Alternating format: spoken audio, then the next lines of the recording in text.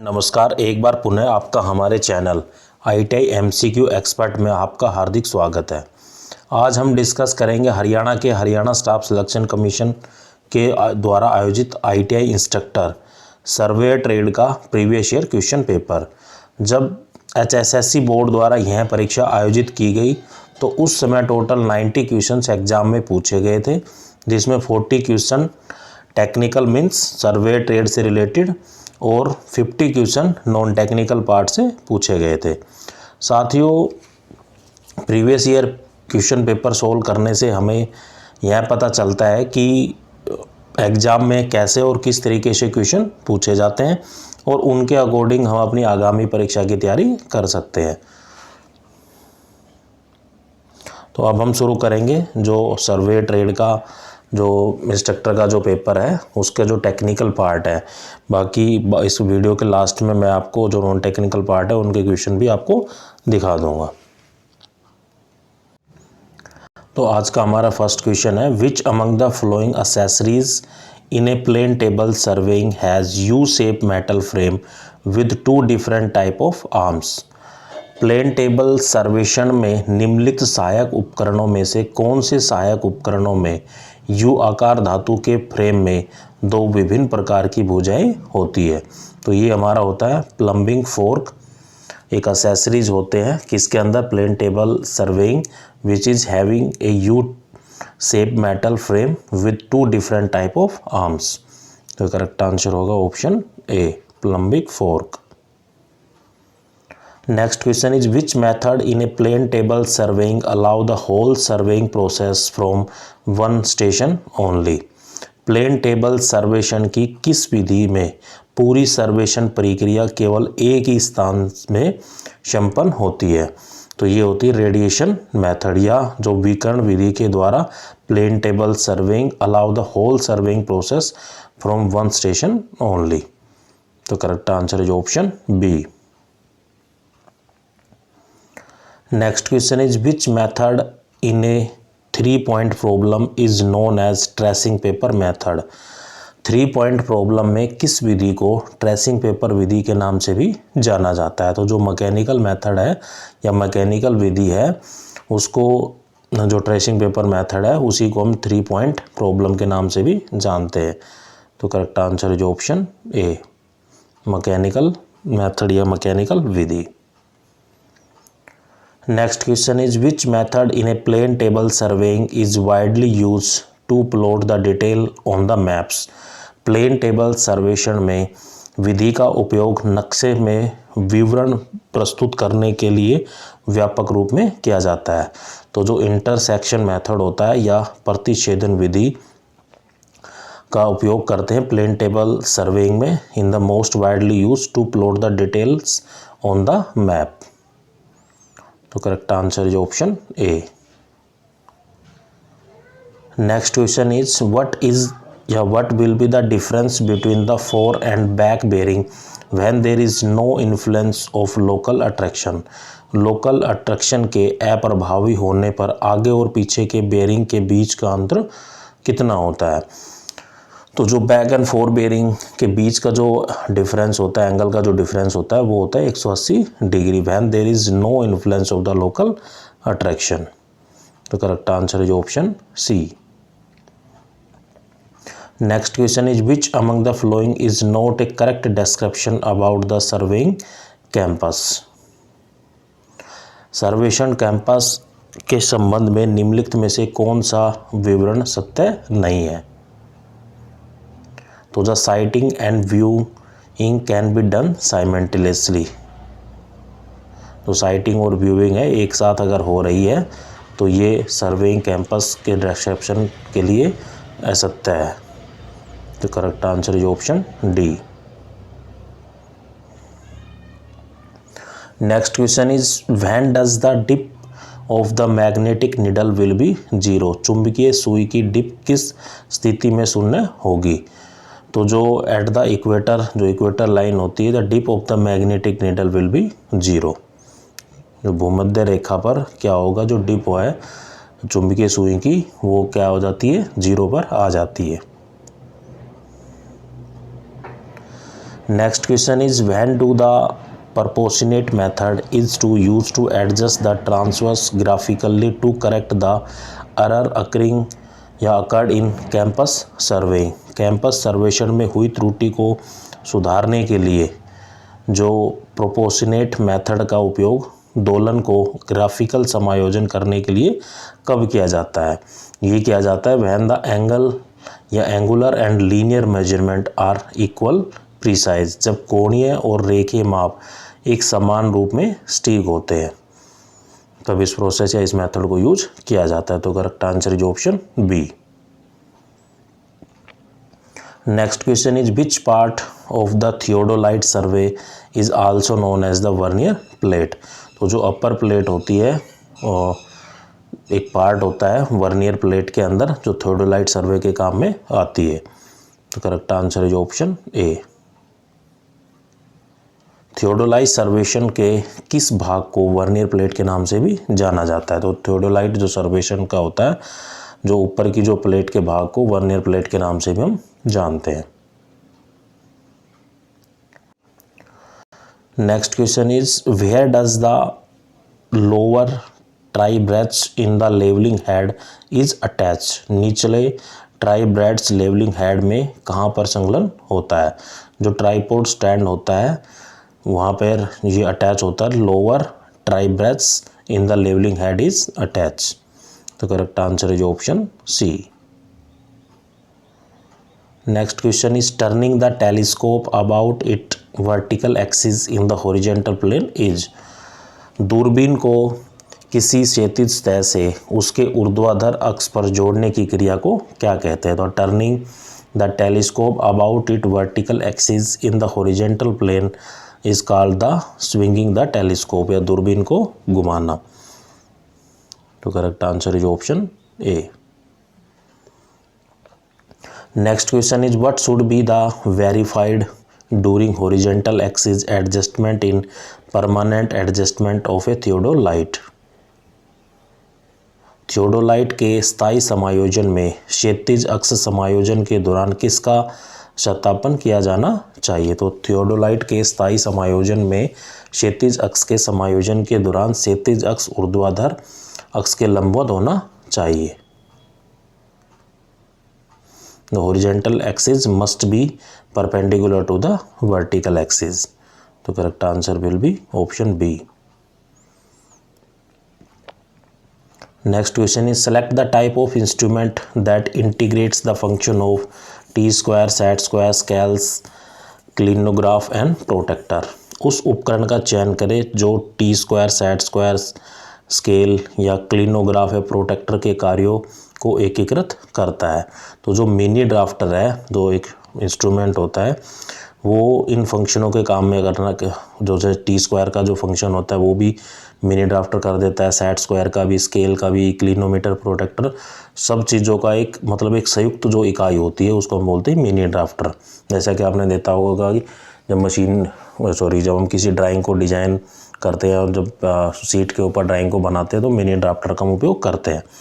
तो जब mini drafter का उपयोग करते हैं तो हमें इन चीज़ों की आवश्यकता नहीं पड़ती क्योंकि वो उसके अंदर ही सब चीज़ें होती है। प्रोटेक्टर भी उसके अंदर होता है, टी स्क्वायर, सेट स्क्वायर सब उसके अंदर लगे होते हैं। तो करेक्ट आंसर इज ऑप्शन ए। लगने का मतलब है कि उसके अंदर ही सब कुछ होता है, उसके द्वारा ही हम वो संपूर्ण कार्य कर सकते हैं। Next question is which type of instrument help to draw the irregular line और shape that can not be draw with the campus.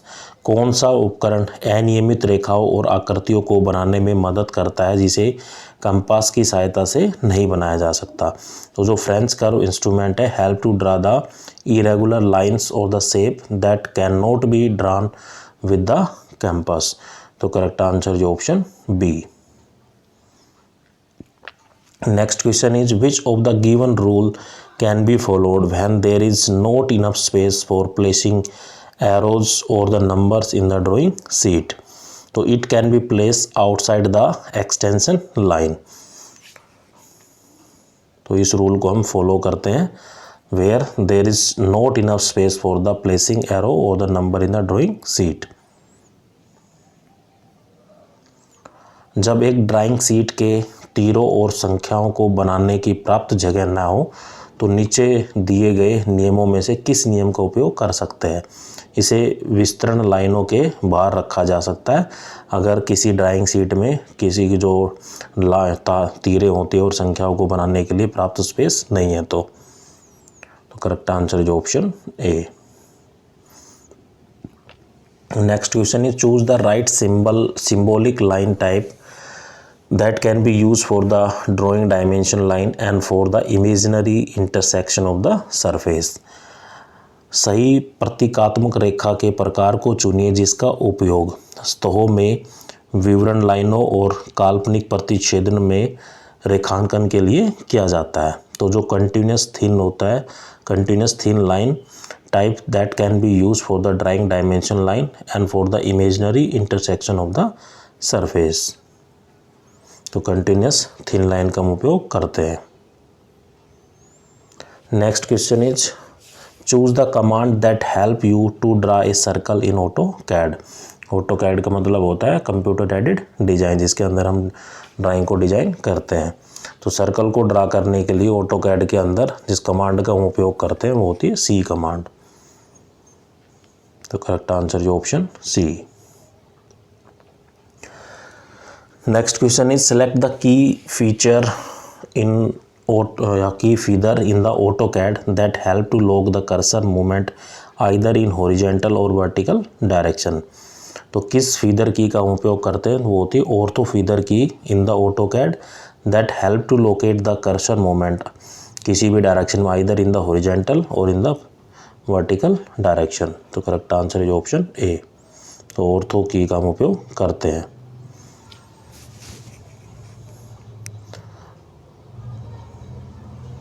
Next question is select the function की that is use to activate और deactivate the dynamic UCS. उस function की का चयन करें जो dynamic UCS को सक्रिय और निष्क्रिय करने के लिए उपयोग किया जाता है। तो फंक्शन की जो F6 है is mainly use to activate और डीएक्टिवेट द डायनेमिक यूसीएस। तो correct answer is option C. Next question is choose the keyboard shortcut that can be used in the AutoCAD to save a drawing as a new file। AutoCAD के उस keyboard shortcut को चुनें जिसका उपयोग किसी drawing को एक नई फाइल के रूप में सेव करने के लिए किया जाता है। तो Ctrl+Shift+S इस शॉर्टकट की का हम यूज़ करते हैं AutoCAD के अंदर to save a drawing in a new file. Correct answer is option A. Next question is which surveying method use the principle of dividing the given area into many number of triangles। किसी सर्वेक्षण पद्धति में दिए गए क्षेत्र को कई भुजाओं में विभाजित करने के सिद्धांत का उपयोग किया जाता है। तो जो चेन सर्वेइंग मेथड होता है मेनली इसका उपयोग करते हैं as a principle to divide the given area into the many number of triangles. तो correct answer is option B.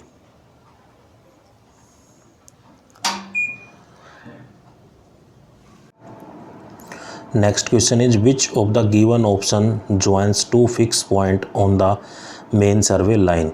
दिए गए विकल्पों में से कौन सा विकल्प मुख्य सर्वेक्षण लाइनों पर दो निश्चित बिंदुओं को जोड़ता है।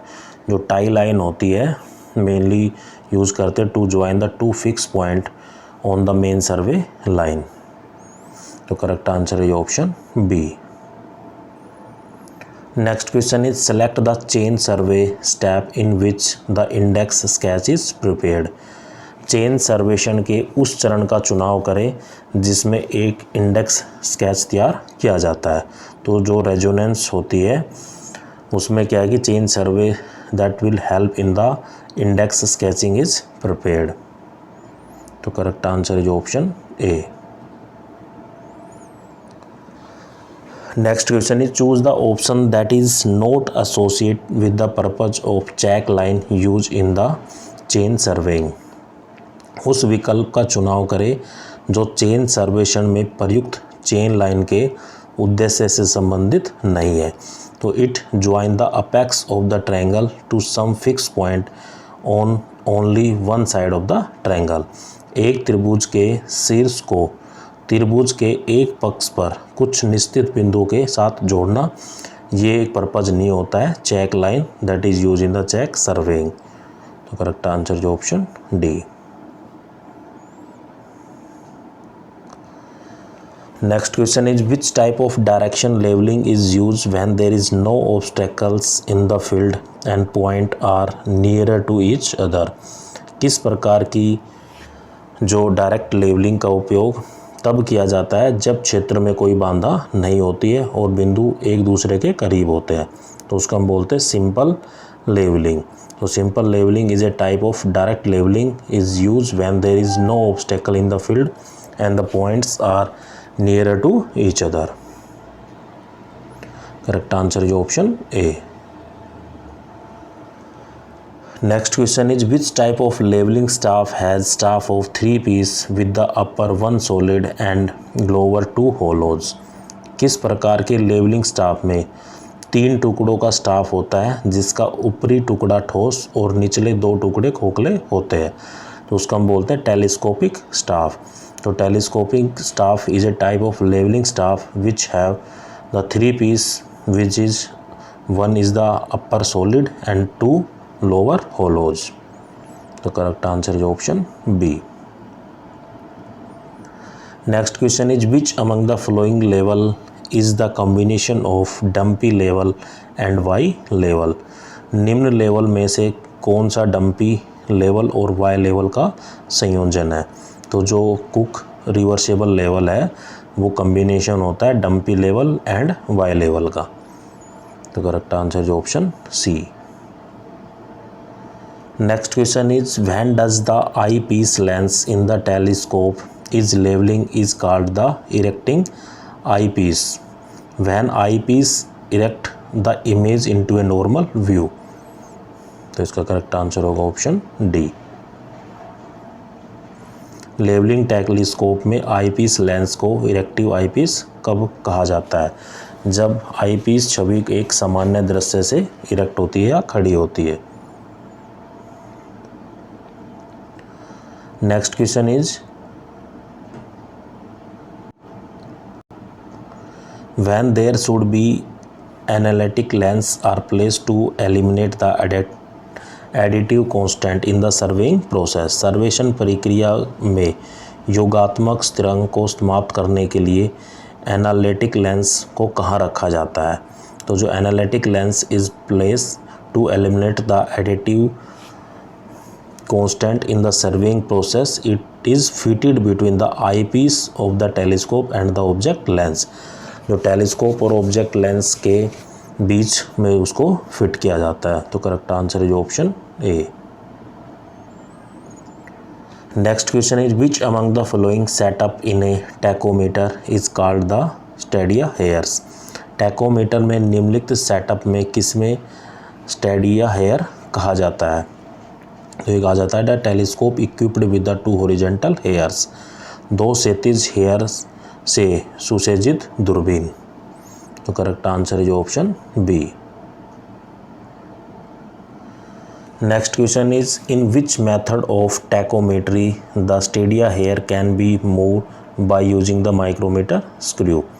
तो किस मेथड के द्वारा कर सकते हैं ऐसा। Movable hair method is the method of tachometry, the stadia hair can be moved by using the micrometer screw।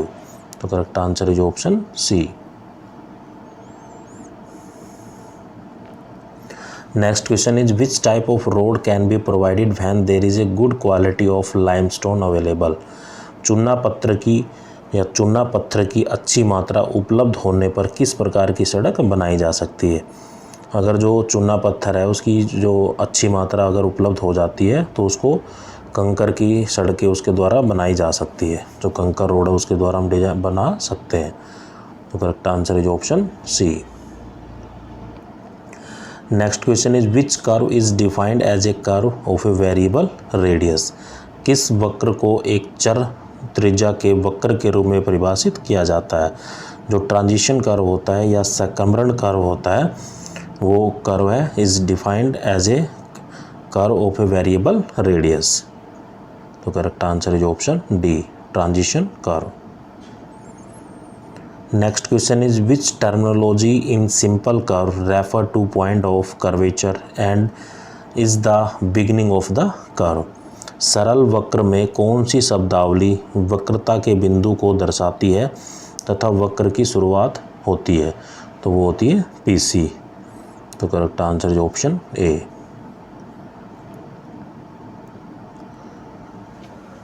Next question is which of the following is not A type of buttress dam. निम्नलिखित में से कौन सा एक प्रकार buttress dam का नहीं है? तो जो वेरिएबल रेडियस होते हैं वो बट्रेस डैम का एक एग्जाम्पल या टाइप नहीं है। तो correct answer is option C. Next question is which of the following is not a flow irrigation method. निम्न में से कौन सा एक प्रवाह सिंचाई विधि नहीं है? तो जो फ्लो होता है इरिगेशन मेथड का, जो वेल इरिगेशन है, नलकूप के द्वारा जो सिंचाई है, वो फ्लो इरिगेशन मेथड का एक टाइप नहीं है। तो correct answer is option B. Next question is जो Dickens formula for the estimation of the flood discharge is. बाढ़ निस्तरण का अनुमान लगाने के लिए डिकैस का जो सूत्र है वो क्या होता है? तो वो होता है Q is equal to CA की जो पावर होती है 3/4। तो यहाँ Q है पीक डिस्चार्ज, A है एरिया, C है coefficient applicable in the region. तो Q stand for peak discharge, A stand for area, C stand for coefficient applicable in the reason.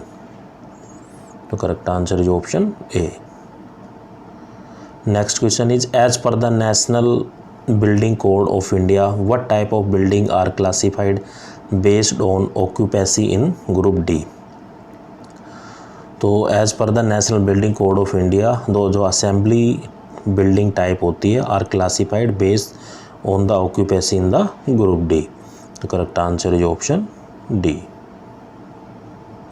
भारतीय राष्ट्रीय भवन संहिता के अनुसार ग्रुप डी में अधिभोग के आधार पर जो असेंबली भवन है के भवनों को वर्गीकृत किया जाता है। इसकी एक टाइप बनाई हुई है, group A, group B, group C, group D. तो इस ये जो कैटेगरी आती है वो ग्रुप डी के अंदर आती है। Next question is which of the following components of the building enable to transmit the dead load, live load and other load to the subsoil. भवन में निम्नलिखित घटकों में से कौन सा मृत भार, जीवित भार और अन्य भारों को अधोभूमि में हस्ताक्षरित करने के लिए सक्षम बनाता है? तो जो फाउंडेशंस होती है, नींव होती है, उसका उपयोग किया जाता है। तो करेक्ट आंसर जो option C. Next question is the structure provided at the bottom of an entrance door is. प्रवेश द्वार के नीचे बनाई गई संरचना को क्या कहते हैं? The structure provide at the bottom of the entrance door is threshold. तो correct answer is option C. तो साथियों ये 40 क्वेश्चन से जो टेक्निकल सर्वे ट्रेड के थे, बाकी जो 50 क्वेश्चन बचते हैं नॉन टेक्निकल पार्ट के, उनको मैं अभी आपको दिखा देता हूँ। जो येलो कलर से जो ऑप्शन इंडिकेट किया गया है वो उसका एक आंसर है। तो साथियों जो नॉन टेक्निकल पार्ट है, अगर कोई अदर स्टेट का, हरियाणा को छोड़कर किसी अन्य राज्य का स्टूडेंट है वो इस वीडियो को देख रहा है, तो ये जो नॉन टेक्निकल पार्ट है वो उसके लिए बेनिफिशियल नहीं है। अगर बेनिफिशियल तब है अगर वो हरियाणा का इंस्ट्रक्टर या किसी और एग्ज़ाम का पेपर अगर हरियाणा का देना चाहता है तो उसके लिए भी ये बेनिफिशियल रहेंगे। तो जो नॉन टेक्निकल पार्ट है उसमें काफ़ी चीज़ें पूछी जाती है, Haryana GK, reasoning, aptitude, science, Hindi, English, India GK. तो ये किस कंप्यूटर के क्वेश्चन भी पूछे जाते हैं, जैसा कि आपको देख पा रहे हैं कि ये हिंदी के क्वेश्चन है।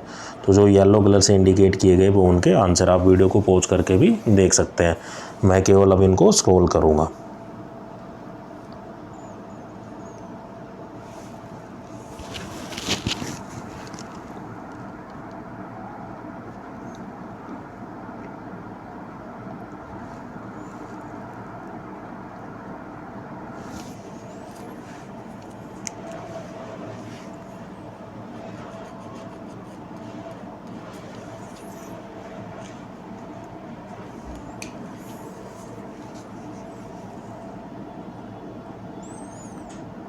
ये हिंदी के बाद अब इंग्लिश के क्वेश्चन शुरू हो जाते हैं।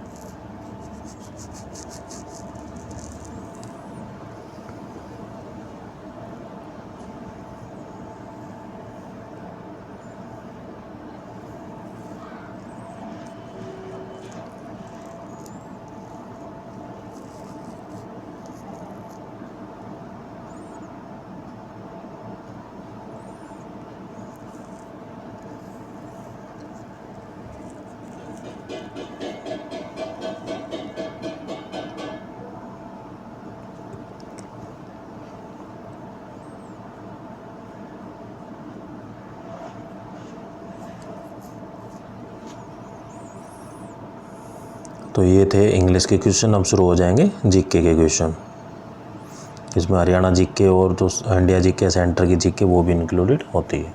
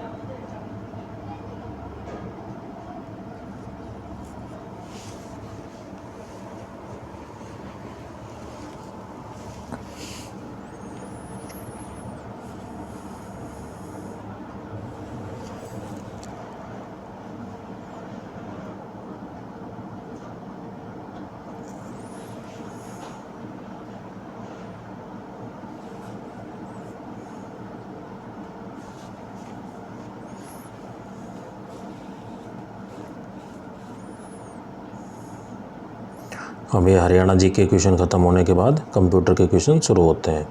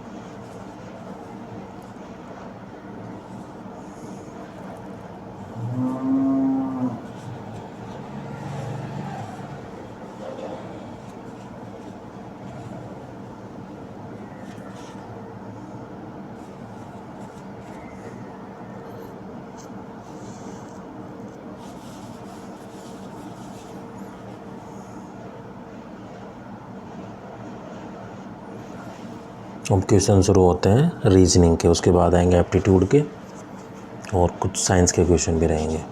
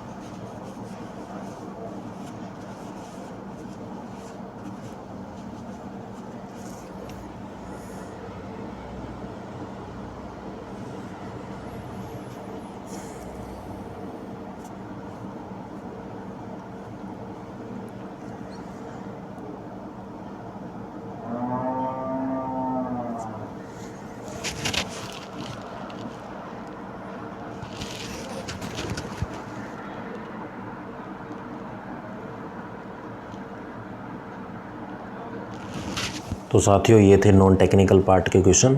आपको मेरा वीडियो कैसा लगा कमेंट करके ज़रूर बताइए, और आप किसी अन्य टॉपिक पर वीडियो चाहते हो तो यह भी कमेंट करके ज़रूर बताइए। और आप मेरे चैनल पे पहली बार आए हैं तो मेरे चैनल को सब्सक्राइब करें। Thank you.